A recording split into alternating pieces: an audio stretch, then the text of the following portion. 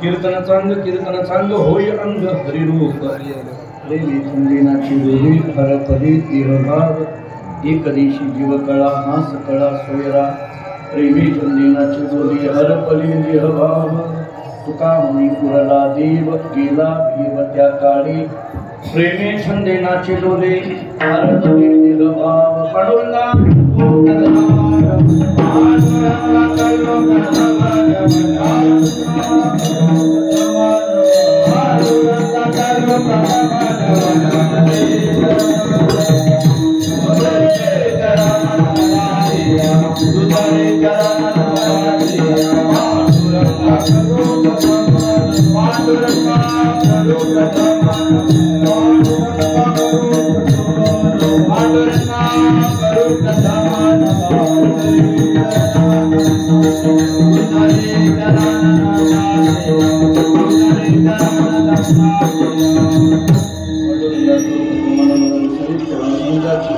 त्यांच्या कृपागाने कथेचा विस्तार भगवानी सद्गुरुदास तुका मस्तक हे पायावरी या वारकरी संतांची पंढरी सारखाची आपला धाम गाव वैकुंठाधिपती श्री विठ्ठल सखा सोयरा जोडीला जो का भक्त विरक्त भूतळवटी विख्यात हा बोधला त्या श्री संत सद्गुरु महाराज चरणी सारस्वतांग विघातला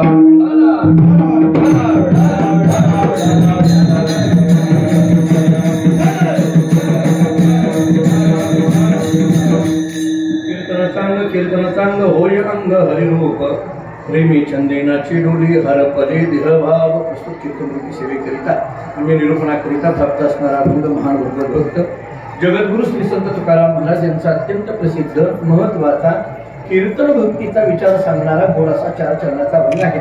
या अभंगातून जगद्गुरु श्री संत तुकाराम महाराज चांगलं कीर्तन आहे आणि त्याचे काय परिणाम झाले त्या परिणामांचा विचार करतात। पहिल्या अभंगातील पहिल्या चरणातील उत्तरार्ध, दुसऱ्या चरणातील उत्तरार्ध, तिसऱ्या चरणातील उत्तरार्ध आणि चौथ्या चरणातील उत्तरार्ध या 4ही चरणातल्या उत्तरार्धांकडे लक्ष द्या। होय अंग हरिरूप कारण कीर्तन चांग हरपले देहभाव कारण कीर्तन चांग हा सकळा सोयरा कारण कीर्तन चांग आणि गेला भेव त्या काळे कारण कीर्तन चांग थोडं सोप्या शब्दात बोलायचं झालं तर कीर्तन चांगलं आहे याचा पहिला परिणाम अंग हरिरूप झालं। कीर्तन चांगलं आहे याचा दुसरा परिणाम देहभाव हरपून गेला। कीर्तन चांगलं आहे याचा तिसरा परिणाम परमात्मा व्यापक आहे याची जाणीव झाली आणि कीर्तन चांगलं आहे याचा चौथा परिणाम मृत्यूची भीतीच निघून गेली। विठ्ठल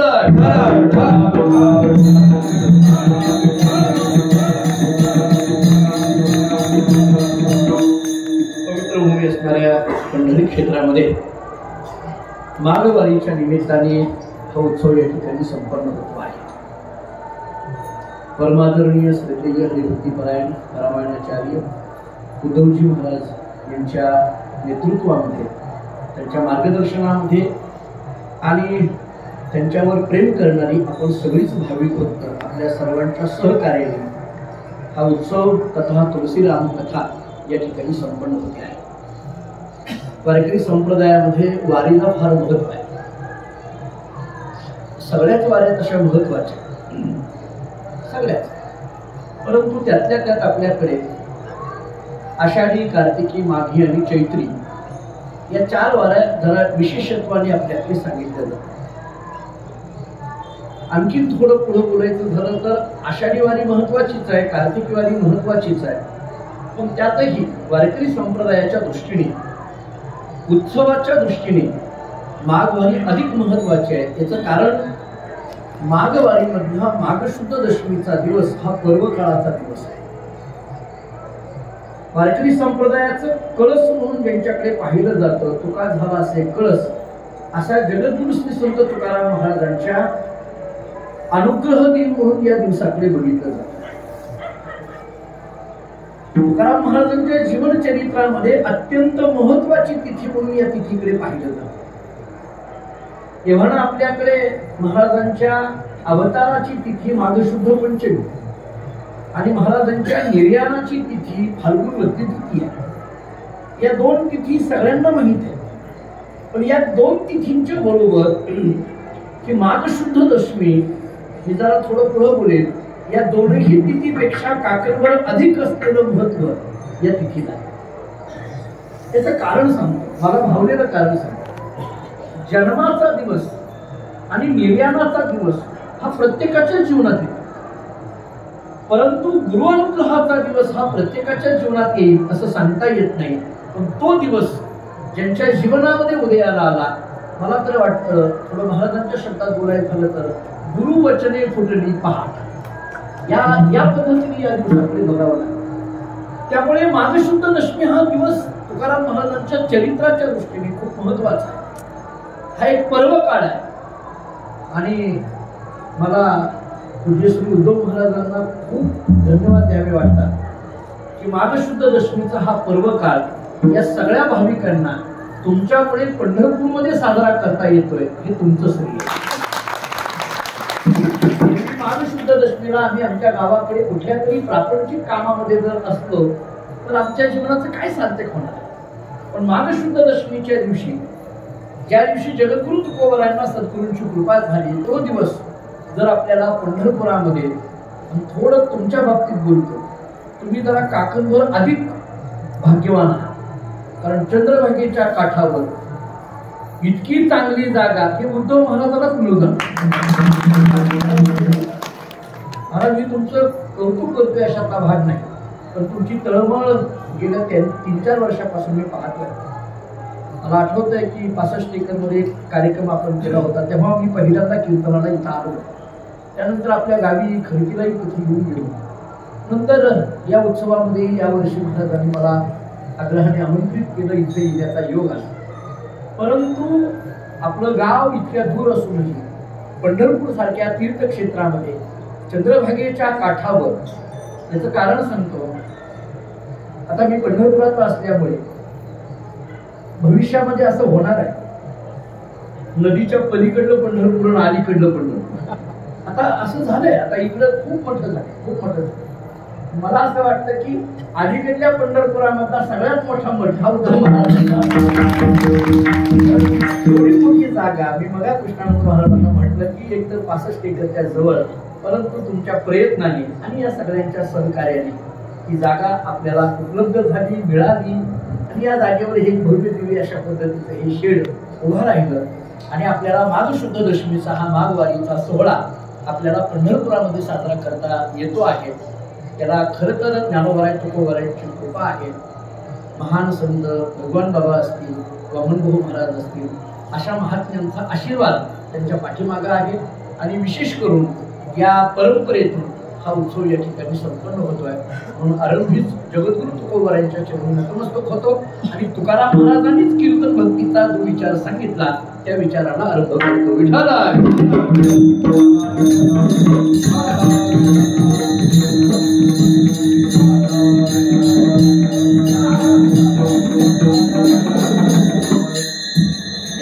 शब्द असे आहेत, कीर्तन चांग होय अंग हरिलो.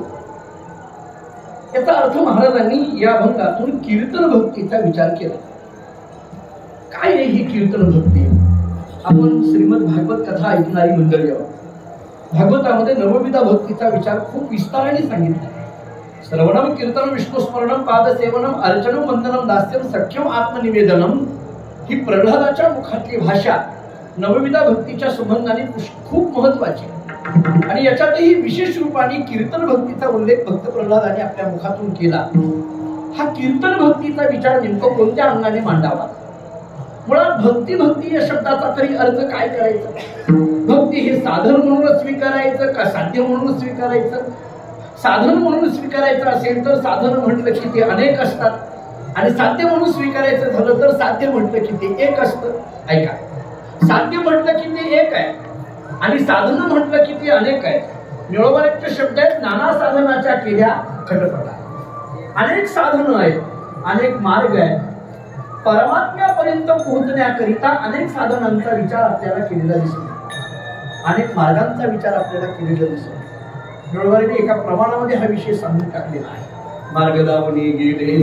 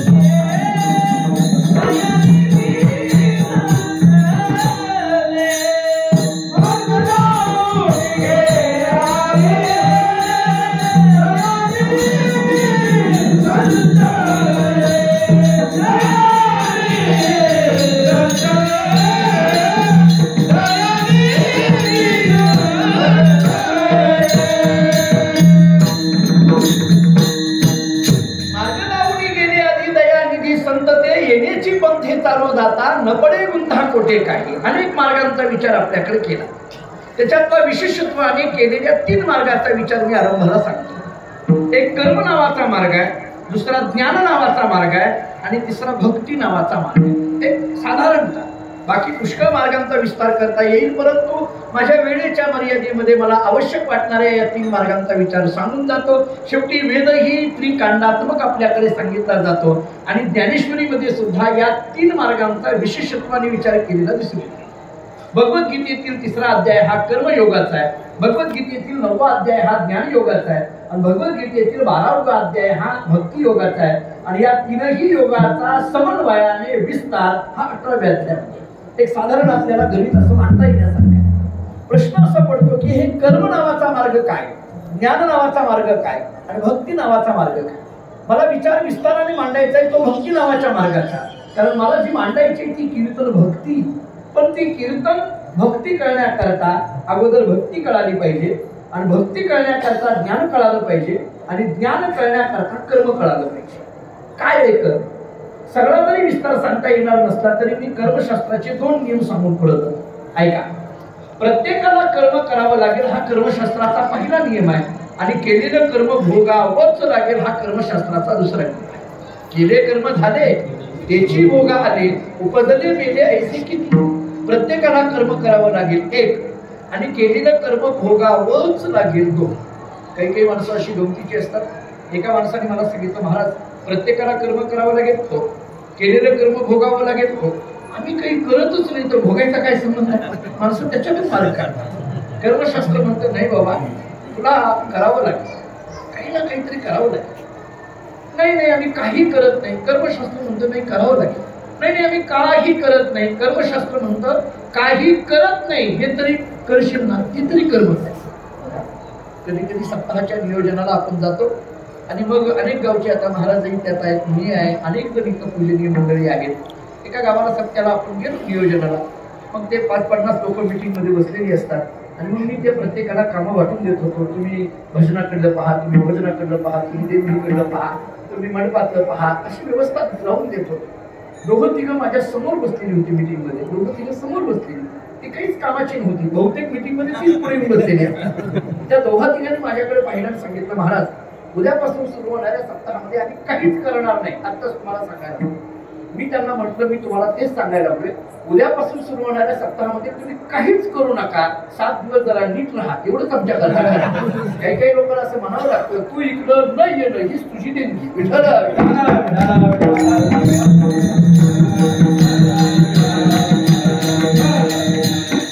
प्रत्येकाला कर्म करावं लागेल. ज्ञानोबारांनी काही उदाहरणं फार गोड दिली. ऐका, मी एक उदाहरण सांगत जातो. ज्ञानोबा सांगतात मडका आहे, त्या मडक्याने मातीचा कंटाळा करून जमेल का? मडका आहे आणि त्या मडक्याने मातीचा कंटाळा करून जमेल का? असं जर मडक्याने ठरवलं, मी पाणी भरण्याकरता उपयोगी आहे, मला पाणी भरायला जायचं आहे, परंतु मातीला मी बरोबर घेणार नाही, शक्य आहे का? मातीशिवाय मडकं बनतच नाही. उपादान कारण निमित्त कारण जे असेल ते असेल वेदांचा विचार मला आता तो आवश्यक वाटत नाहीये. म्हणजे मडक्याने मातीचा कंटाळा करून जमत नाही, कपड्याने तंतूचा म्हणजे सुताचा कंटाळा करून जमत नाही, पाण्याने ओलेपणाचा कंटाळा करून जमत नाही, अग्नीने उष्णतेचा कंटाळा करून जमत नाही, तसं मनुष्य शरीराने कर्माचा कंटाळा करून जमत नाही. मनुष्य शरीर म्हटलं की कर्म हे आलंच. आता नीट ऐका, कर्म नावाचा मार्ग इतका जरी व्यवस्थित असला, भगवंतांनी अर्जुनाला कर्म नावाचा मार्ग सांगत असताना या कर्मातूनच नैष्कर्म्य सिद्धीपर्यंत जाता येतं असा जरी विचार सांगितलेला असला तरी या कर्म नावाच्या मार्गामध्ये मात्र एक उणीव आहे. ऐका, कर्म नावाच्या मार्गामध्ये उणीव आहे. उणीव या शब्दाचा अर्थ कमीपणा आहे. काय कमीपणा आहे? ज्ञानोबाई काय सांगतात? ज्ञानोबाई बोलतात, तैसा कर्तृत्वाचा मधु आणि कर्मफलाचा आस्वादू या दोन्हीची नाम बंधू कर्माचा की. ज्ञानोबाई बोलतात, कर्म नावाचा मार्ग जरी चांगला असला तरी याच्यामध्ये एक अडचण, एक प्रतिबंध आहे. कोणता प्रतिबंध आहे? फलासक्ती निर्माण होण्याची शक्यता आहे. कर्मामध्ये त्या कर्माच्या फलाची आसक्ती निर्माण होण्याची शक्यता आहे आणि ती फलासक्ती या कर्माच्या माध्यमातून नैष्कर्म्यापर्यंत जाऊ देत नाही. थोडक्यात कर्मामध्ये आलेली उणीव कशाची आहे? तर फलासक्तीची आहे. एक कर्म नावाचा मार्ग संपला. आता दुसऱ्या मार्गाकडे घ्या. मला विस्तार भक्तीचा करायचा आहे म्हणून धावतं बोलायला. दुसरा विचार घ्या ज्ञानाचा. आता ज्ञान नेमकं बोलायचं कशात? ज्ञान या मार्गाचा विस्तार तरी काय करता येईल? जरा एक योग वासिष्ठाचा श्लोक सांगून पुढे जातो. वशिष्ठांनी प्रभू रामचंद्रांना उपदेश केला तो ग्रंथ म्हणजे योग वासिष्ठ. जवळजवळ 32,000 श्लोकांचा तो ग्रंथ आहे. वशिष्ठांनी रामाला उपदेश करताना एक उपदेश असा केलाय, ज्ञानवान एव बलवान, ज्ञानवान एव जीवती, ज्ञानवान एव सुखवान, तस्मात् ज्ञानमयो भव. ऐका शब्द कसे. वशिष्ठ सांगतात, हे रामा, ज्ञानवान एव बलवान, ज्ञानवान एव जीवती, ज्ञानवान एव सुखवान, तस्मात् ज्ञानमयो भव. या जगामध्ये जर बलवान कोण असेल तर तो केवळ ज्ञान. या जगामध्ये जर कोण जीवन जगलं असं म्हणायचं असेल तर तो केवळ ज्ञानी. आणि या जगामध्ये जर खऱ्या अर्थाने सुखवान कोण असेल तर तो केवळ ज्ञानी. तस्मात् ज्ञानमयो भव. थोडक्यात या जगामध्ये किंमत आहे ती ज्ञान. लक्षात, या जगामध्ये महत्व दिलं जातं ते ज्ञानाला. या जगामध्ये मौल्यवान असं जर काय असेल तर ते ज्ञान. व्यवहारातल्या भाषेत बोलायचं झालं तर जगामध्ये किंमत दिली जाते ती ज्ञानाला आणि कशाला. जुने कीर्तनकारी उदाहरण द्यायचे. जुने कीर्तनकारी उदाहरण द्यायचे. काय झालं म्हणे, एका कंपनीमध्ये एक मशीन बंद पडली. आता ती मशीन बंद पडली, काही केल्याने चालू होईल. मग त्या कंपनीचे जे कर्मचारी होते ते कर्मचारी ते काही वेगवेगळी हातोड्या असेल, अमुक असेल, तमुक असेल घेऊन ते ठोकाठोकी करायला लागले, परंतु ते काही चालूच होईना मशीन. काही केले नाही. एक दिवस झाला, 2 दिवस झाला, 10 कर्मचारी प्रयत्न करत आहेत ते ठोकाठोकी करण्याचा. पण ते काही मशीन काही कुठला स्कूल निघाला, काय चालू होईना. शेवटी त्या मॅनेजरनी एका इंजिनियरला फोन केला, बाबा तुम्ही काहीतरी करून हे या इकडं. तो इंजिनियर आला, त्यांनी ते सगळं मशीन पाहिलं आणि एका कर्मचाऱ्याला सांगितलं की हातोडा घे आणि बरोबर या खेड्याला मार. त्या खेड्याला मारलं. मारल्याबरोबर ती मशीन सुरू झाली. सगळ्याला आनंद झाला. 2 दिवस झाला आपण बघतोय म्हटलं तरी मशीन सुरू होईना. यांनी अगदी एका मिनिटामध्ये सुरू केली. छान छान, काय हरकत नाही. त्या मॅनेजरने विचारलं तुम्हाला किती पैसे द्यायचे? त्यांनी सांगितलं 10,000 रुपये. त्याचे बाकीचे कर्मचारी म्हणजे अहो एक खेळा मारायला 10,000 रुपये एवढे असतात का? त्या इंजिनियरनी सांगितलं खेळा मारायला 10,000 नाही, तो खेळा कुठं मारायचा त्याला 10,000 आहे. ठोका टाकायचा कुठं? ठोकण्याला पैसे नाहीये, तो ठोका कुठे टाकायचा याला पैसे आहेत. याचा अर्थ त्या ज्ञानाला किंमत आहे. त्यामुळे तस्मात् ज्ञानमयो भव हा विचार आपल्याला योग वासिष्ठांनी सांगितला. आता हे ज्ञान किती महत्वाचं आहे. ज्ञानेश्वरी आहे. ज्ञानेश्वरी आम्हाला असं सांगते, तरी परमात्मा ऐसे जे एक वस्तू असे ते जया दिसे ज्ञान असतात. परमात्मा नावाची वस्तू प्रचितीला यायची असेल तर त्याच्याकरता ज्ञानच पाहिजे. इतका श्रेष्ठ ज्ञान नावाचा मार्ग जरी असला तरी या ज्ञानामध्ये सुद्धा एक उणीव आहे. मी तुम्हाला एका वाक्यात महत्व सांगतोय आणि दुसऱ्या वाक्यात उणीव सांगतोय. कर्माचं महत्व सांगितलं, त्याची उणीव सांगितली. आता ज्ञानाचं महत्व सांगितलं, त्या ज्ञानाची उणीव सांगतो. मी बोलत नाहीये, ज्ञानेश्वरी आहे. ज्ञानोबा सांगतात, एवढं जरी श्रेष्ठ ज्ञान असलं तरी एक उणीव आहे. काय उणीव आहे? नवल अहंकाराची विशेष दर्गे अज्ञाना पाठी, सज्ञानाचे झोपे कंठी नाना संकटीनाचे. ज्ञानोबा बोलतात, जरी श्रेष्ठ अशा पद्धतीचं ज्ञान असलं तरी एक छोटीशी उणीव आहे. म्हणजे काय? या ज्ञानामध्ये कधी अहंकार निर्माण होईल सांगता येत नाही. हा अहंकार इतका गमतीचा आहे, तो अज्ञानाच्या मागे लागत नाही, पण ज्ञानी म्हणून घेणाऱ्याला सोडत नाही. यज्ञ याग भोग स्वर्ग आडये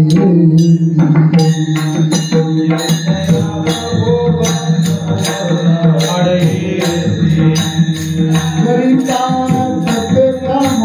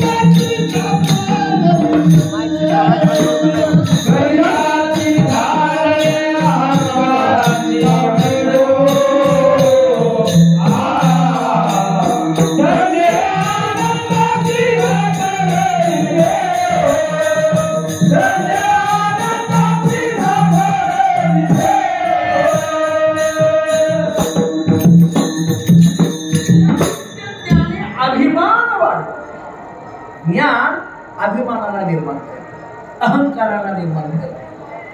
महाराजांनी जरी इतकं विस्ताराने प्रमाण दिलं असलं, मला जेवढं पाहिजे तेवढंच मी सगळं मानला आहे.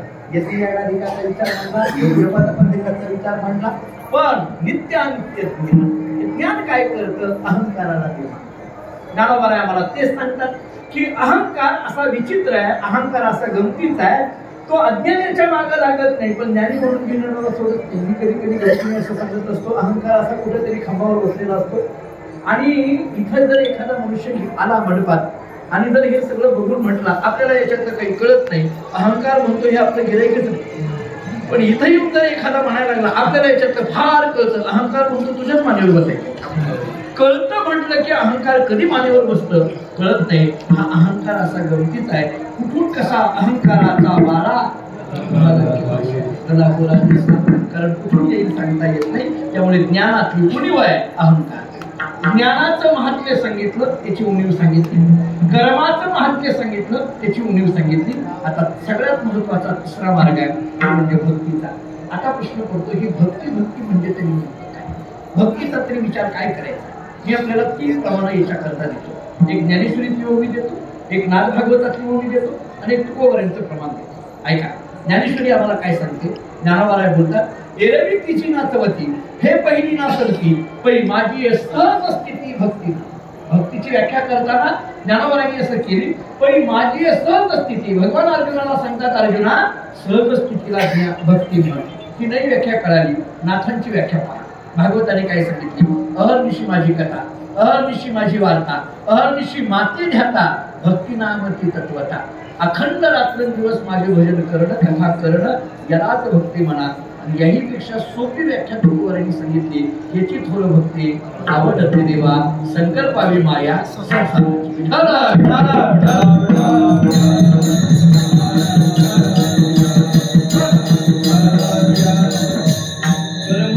ज्ञान, भक्ती हे 3 विषय मी ज्ञानेश्वरीतून 3 पद्धतीने आपल्यासमोर ठेवतो. याला आणखीन सोपं होतं, या कर्म ज्ञान भक्तीला आणखीन सोपं होतं. जरा बारीक आहे. कर्म कशाला म्हणायचं, भक्ती कशाला म्हणायचं आणि ज्ञान कशाला म्हणायचं? शास्त्राने असे सोपी व्याख्या अशी केली आहे, मी देवाचा ही भावना जिथं तयार होते त्याला कर्म म्हणा. मी देवाचा ही भावना जिथं तयार होते त्याला कर्म म्हणा. कारण या भावनेमध्ये देवाला जसं पाहिजे तसं माझं वागणं आहे, देवाला जसं पाहिजे तसं माझं बोलणं आहे, देवाला जसं पाहिजे तसं माझं करणं आहे. कारण माझ्या अंतःकरणात भावना आहे मी देवाचा. या भावनेमध्ये विशिष्ट कालावधीनंतर बदल होतो आणि मी देवाचा म्हणण्याच्या ऐवजी काही कालावधीनंतर असं म्हणायला लागतो, देवच माझा, देवच माझा, देवच माझा, देवच माझा असं म्हणायला लागतो. तेव्हा मला देवाप्रमाणे वागायची गरज नाही, देव माझ्या म्हणण्याप्रमाणे वागायला लागतो. याला भक्ती म्हणतात. धावे चाले मागे मागे. ऐका, मी देवाचा हे म्हणत असताना देवाच्या म्हणण्याप्रमाणे भक्ताचं वागणं आहे, याला कर्म म्हणा. देवच माझा हे म्हणत असताना भक्ताला देवाच्या म्हणण्याप्रमाणे वागायची गरज नाही, देव भक्ताच्या म्हणण्याप्रमाणे वागायला लागतो, याला भक्ती म्हणा. आता तिसरं सांगतो, मी देवाचा हेही भावना राहिली नाही, देवच माझा हेही भावना राहिली नाही. एका विशिष्ट कालावधीनंतर अंतःकरणात भावना येते, मी आणि देव दोघं एकच आहोत, याला ज्ञान म्हणा. कळलं का? पहा, मी देवाचा कर्म, देवच माझा भक्ती आणि मी आणि देव दोघं एकच आहोत ज्ञान.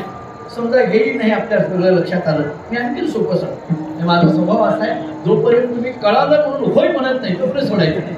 माझा स्वभाव आहे त्याला, जोपर्यंत कळत नाही अशी मानलो राहून जोपर्यंत म्हणत नाही तोपर्यंत मी सोडत नाही. मी त्याच्यातही सांगत असतो, वेळेवर सुटावं असं वाटत असेल, नाही कळालं तरी कळालं म्हणायचं, म्हणजे त्याला आता इलाज नाही. आम्ही कॉलेजमध्ये शिकवायला होतो तेव्हापासूनची सवय म्हणा. मी आणखी सोपं करतो. मला सांगायचं आहे कर्म, भक्ती आणि ज्ञान हे 3 मुद्दे सांगायचे. मी आपल्याला एका अर्थाने सांगत होतो ज्ञानेश्वरी. आता दुसरं युक्तिवादाने उत्तर देत होतो, मी देवाचा याला कर्म म्हणा, देवच माझा याला भक्ती म्हणा, मी आणि देव दोघे एकच आहोत याला ज्ञान म्हणा. साधन प्रपंचाचं उदाहरण देतो. नवीन लग्न झालेली नवरी मुलगी घरामध्ये आल्यानंतर ती असं म्हणत असते, मी माझ्या पतीची, मी माझ्या पतीची, मी माझ्या पतीची. पतीला जसं पाहिजे तसं बोलणं आहे, पतीला जसं पाहिजे तसं वागणं आहे, पतीला जसं पाहिजे तसा स्वयंपाक आहे, पतीला जसं पाहिजे तसे सगळ्या गोष्टी क्रिया करणं आहे. कारण तिच्या मनात भावना आहे, मी माझ्या पतीची, मी माझ्या पतीची, मी माझ्या पतीची.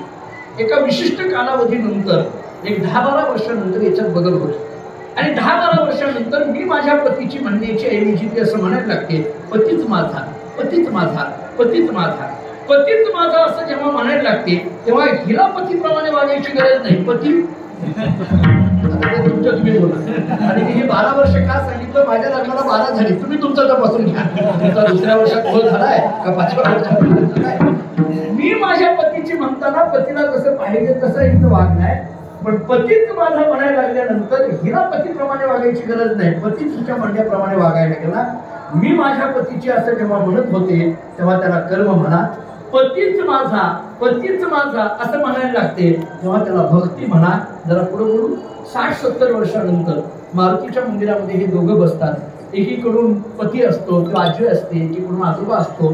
दोघं एकमेकाकडे पाहतात. मी माझ्या पतीची हेही भावना संपली, पतीच माझा हेही भावना संपली. दोघं एकमेकाकडे लांबून पाहतात आणि म्हणतात, नाहीतरी आपण दोघं एकच आहोत ना ग, याला ज्ञान म्हणा. पण हे कळायला 60 येते, हे तितकंच खरं आहे. त्यामुळे कर्म, भक्ती आणि ज्ञान असाही विचार आपल्याला करता येण्यासारखा आहे. कर्म कळालं, ज्ञान कळालं, भक्ती कळाली. आता माझा पुढचा मुद्दा असा आहे की ही भक्ती कीर्तनाच्या संबंधाने आहे ती नेमकी कशी. याच्याकरता नारद सूत्रामध्ये एक सूत्र आहे. नारदांनी सूत्र असं सांगितलंय, कथादिषु इति गर्गाः. भक्तीची व्याख्या करताना देवर्षी नारद असं सांगतात, कथादिषु इति गर्गाः. कथेमध्ये प्रेम असणं याला भक्ती म्हणा. आता प्रश्न पडतो की कथा म्हणजे तरी नेमकं काय. कथेची व्याख्या करताना महाराजांनी केली, कथा त्रिवेदी संगम, देवभक्त आणि नाम तेथीचे उत्तम चरण रजवंतिका. कथा म्हणजे कथा, ती कथा नव्हे तर देव, भक्त आणि नाम या तिघांचा संगम जिथं होतो त्याला कथा म्हणा. जरा थोडं पुढे बोलतो. या कथेचं महात्म्य सांगताना तुकोबारांचे शब्द आहेत, करूयाची कथा नामाचा गजर, आम्हा संसार काय कर. मी आमच्याकडे पाठशाळेमध्ये असताना आमच्या गुरुजींना म्हणजे बहुंकडे शिकायला होतो मुंगशू पाठशाळेमध्ये. आमच्या गुरुजींना एकदा मी विचारलं, तुकाराम महाराज सांगतात करू याची कथा नामाचा गजर, पण हे याची म्हणजे कोणाची. म्हणजे आपलं त्यांना म्हणलं, हे याची म्हणजे कोणाची. ते म्हणते तुला का प्रश्न पडला. वेगळा अलीकडल्या काळात कोणाचीही चालली म्हणून पडला, बाकी काही नाही. ही याची म्हणजे कोणाची. मला त्यांनी असं सांगितलं, ज्याची बरी असेल त्याची. मी म्हटलं बरी कुणाची आहे. ते म्हणजे तुकोबारांना विचार. तुकोबाराय त्याचं उत्तर देतात, कथा सुख करील, कथा मुक्त करील आणि कथा याची बरी विठोबाची. मला असं वाटतं करू याची कथा, इथं असलेला याची शब्द आणि कथा याची बरी विठोबाची, इथं असलेला याची शब्द, या दोन याची शब्दाचा अर्थ आहे विठोबाची. विठाला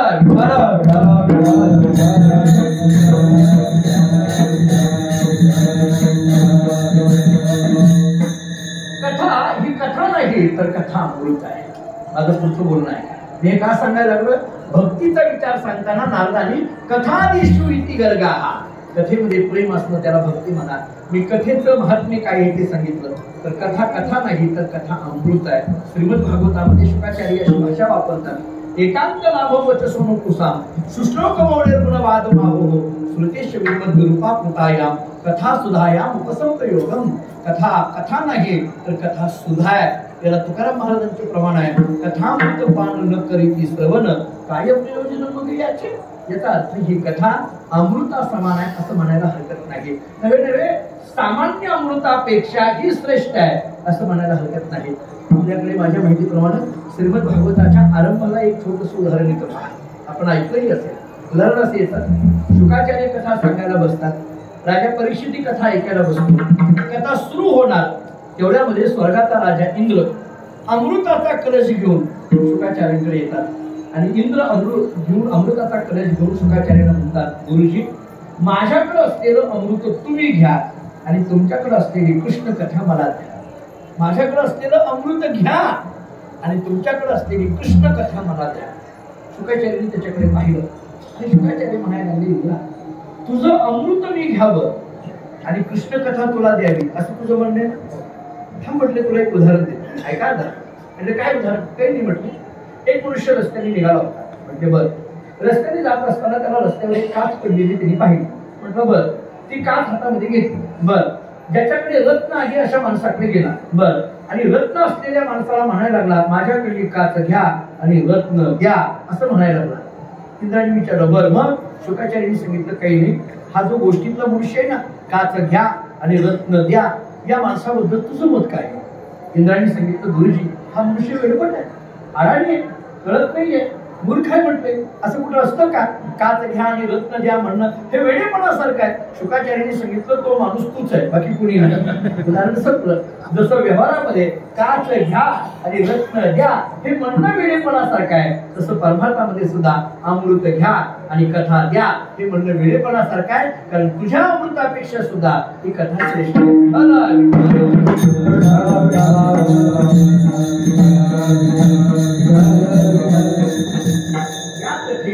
कलियुगामध्ये कीर्तनाच्या स्वरूपाने प्रगट व्हायचं ठरवलं.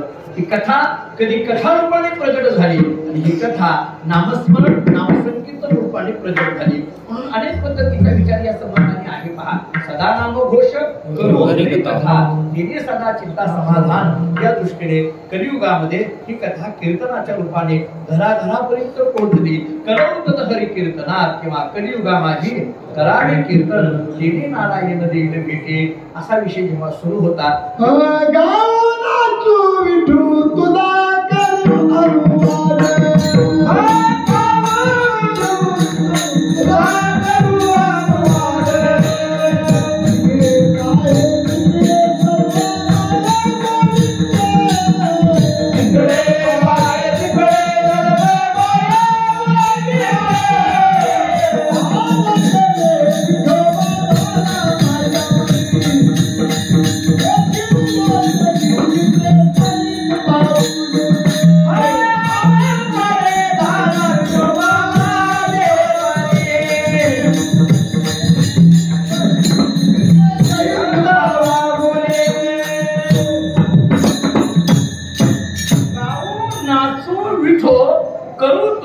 अनुवाद.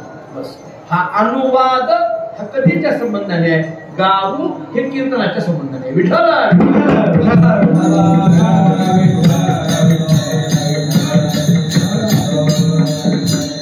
ही कीर्तन नावाची भक्ती कलियुगामध्ये कलवत्रदे हरी कीर्तनात यध्यायतो विष्णू त्रेतायाम यजोतो मखैः द्वापारे परिचर्यायाम कलवत्रद हरी कीर्तनात कलियुगामध्ये कीर्तनाच्या रूपाने घराघरापर्यंत पोहोचू लागली.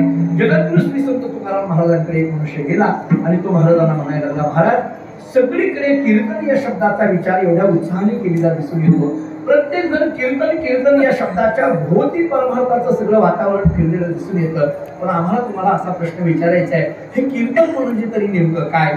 हे कीर्तन असतं तरी नेमकं कसं? आणि या कीर्तनाचा परिणाम तरी नेमकं माणसाच्या जीवनावर काय होतो? साधनाचा स्वरूप कळावं आणि साधनाचं फल कळावं. मी त्या एका दोनच वाक्य सांगतो. साधनाचं स्वरूप कळावं आणि साधनाचं फल कळावं तरच साधनाचा स्वीकार करायला साधक तयार होत असतो.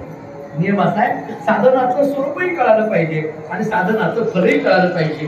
कीर्तन नावाचं साधन स्वीकारण्याकरता साधनाचं स्वरूप कळालं पाहिजे आणि साधनाचं फल कळालं पाहिजे. मला वाटतं हे कीर्तन म्हणजे काय आणि त्याचं फल काय या दोन्हीचा विचार अभंगाच्या पहिल्या चरणात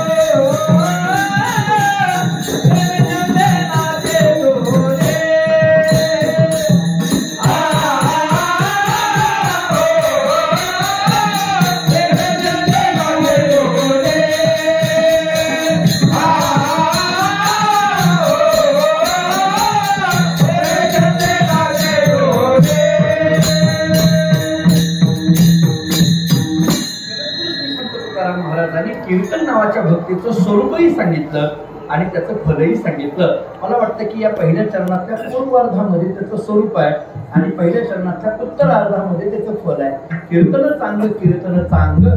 कीर्तन कसं आहे? चांगलं आहे. आणि फल काय आहे? होय अंग हरिरूप. माझ्या मनामध्ये एक छोटासा प्रश्न येतो, ऐका. कीर्तन चांगलं आहे, अंग हरिरूप पूर्ण देणारा आहे, असा सरळ प्रमाणाचा अर्थ सांगा.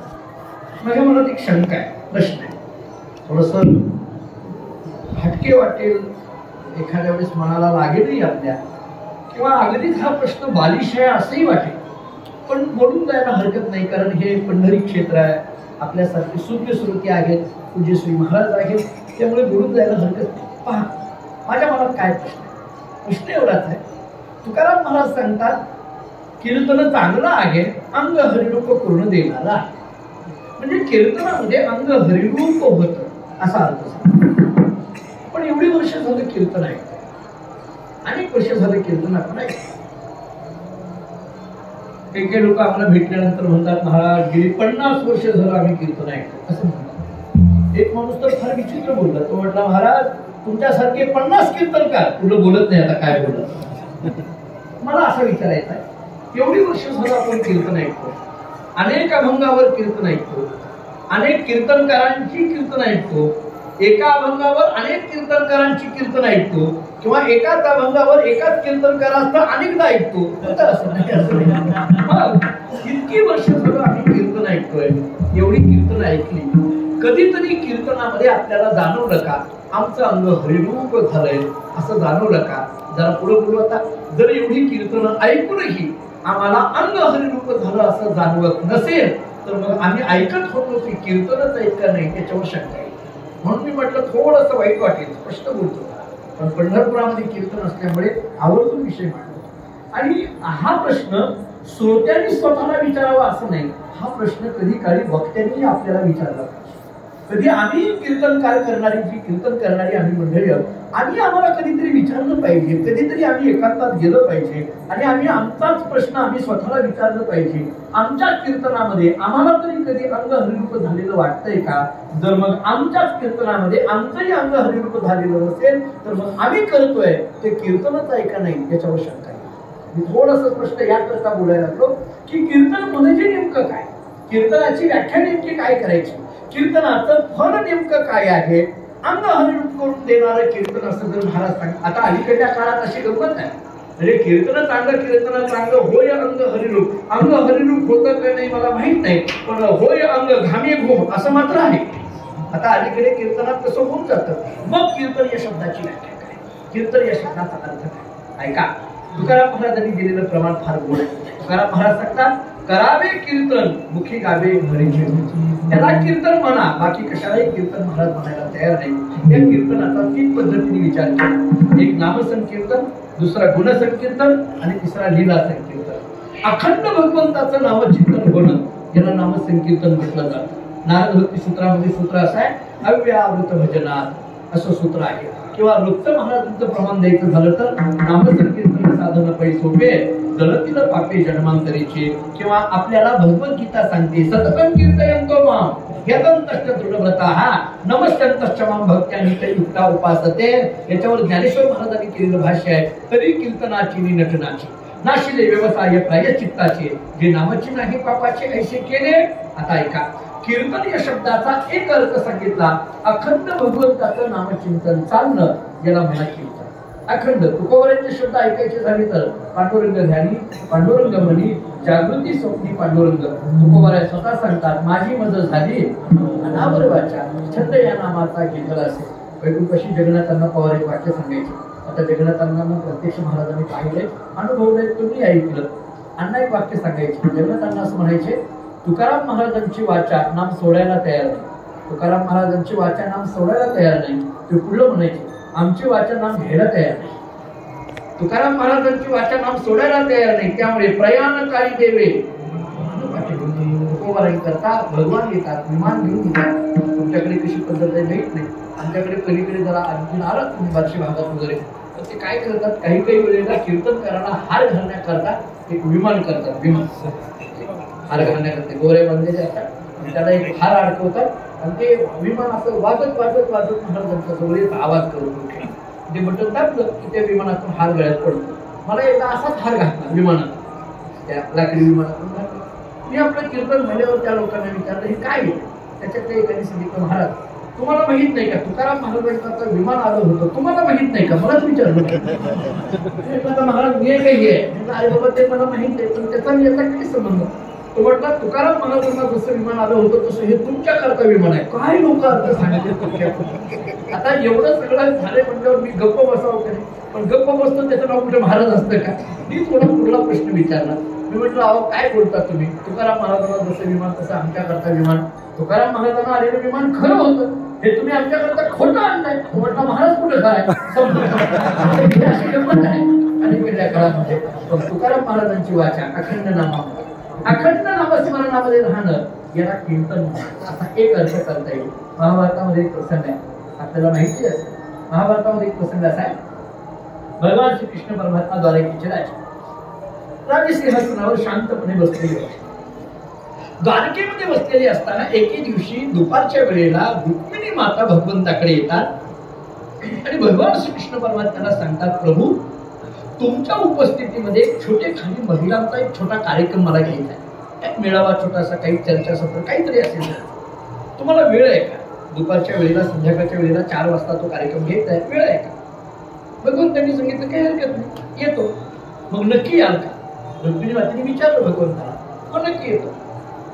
मग मी जाऊ तयारीला लागू काही हरकत नाही. आज काही कुठं जायचं नाहीये, काही नाहीये. आता 1 तास 2 तासात तर 4 वाजतात मी येतो बरोबर, काय अडचण नाही. रुक्मिणी माता निघाल्या पण पुन्हा माघारी आले आणि पुन्हा येऊन भगवंताला विचारलं प्रभू नक्की येताना का कोणाला बोलवायला पाठवू. म्हणजे काय बोलवायची गरज आहे, इथून उठायचं पलीकडे यायचं, कशाला काय बोलवायची गरज आहे. तसं नाही म्हटले तुम्हाला सवय लागली चोपदार आल्याशिवाय यायचं नाही म्हणून विचारलं. काही काही सवयीची परिणाम असते. नक्की हो नक्की यायचं, काय अडचण नाही, कोणाला बोलवायची गरज नाही. त्याला रुक्मिणी माता तयारीला लागल्या. भगवान अशी शांतपणे सिंहासनावर बसलेले होते आणि नेमकं अचानक पद्धतीने अर्जुन देवाला भेटण्याकरता त्यांनी आता अर्जुन भेटायला आल्याबरोबर भगवान आपल्या सिंहासनावर उठतात, धावत जातात आणि अर्जुनाला कडकडून मिठी मारतात. अर्जुनाचं आणि भगवंताचं नातं काय मी एकच गोष्ट तुम्हाला सांगतो.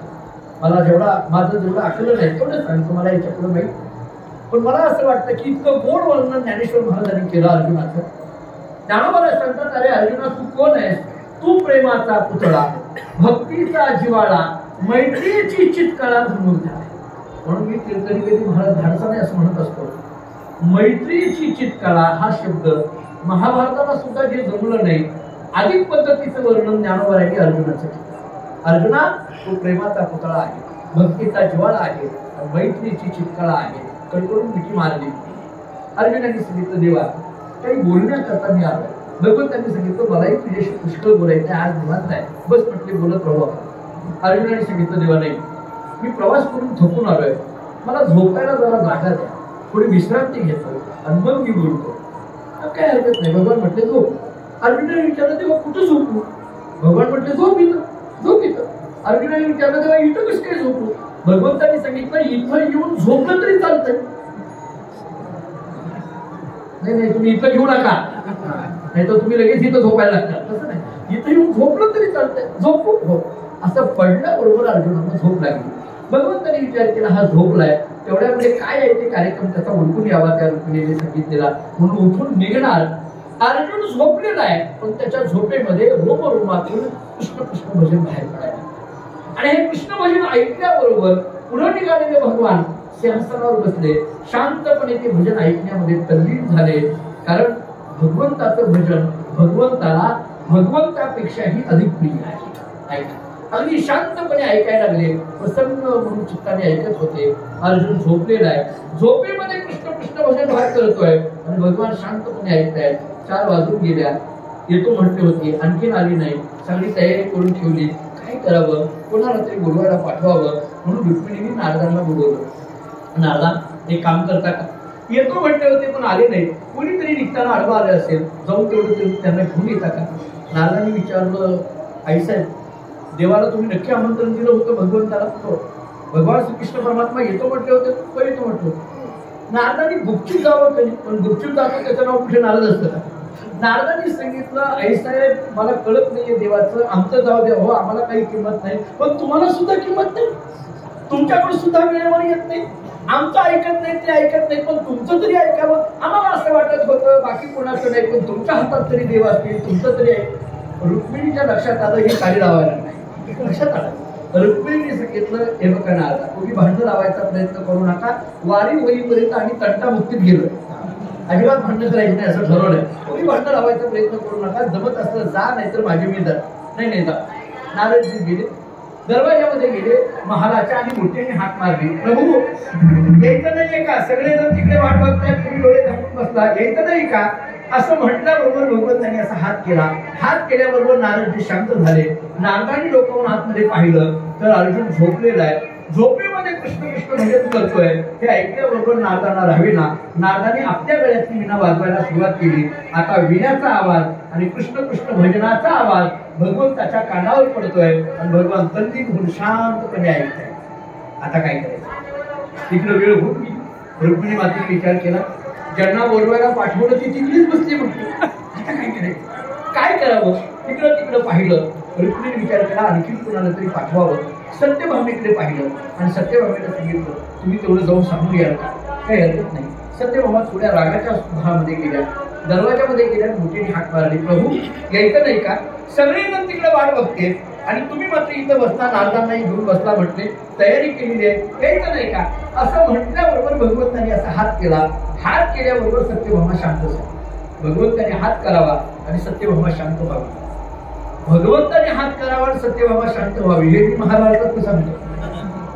वारी करून घरी गेल्यावर असे हात करू नका, कारण पुढल्या वारीला हातासही घ्यायचा आहे हे लक्षात ठेवा. हे काही गोष्टीच सोडायचं. असा हात केल्याबरोबर सत्यभामा शांत झाली.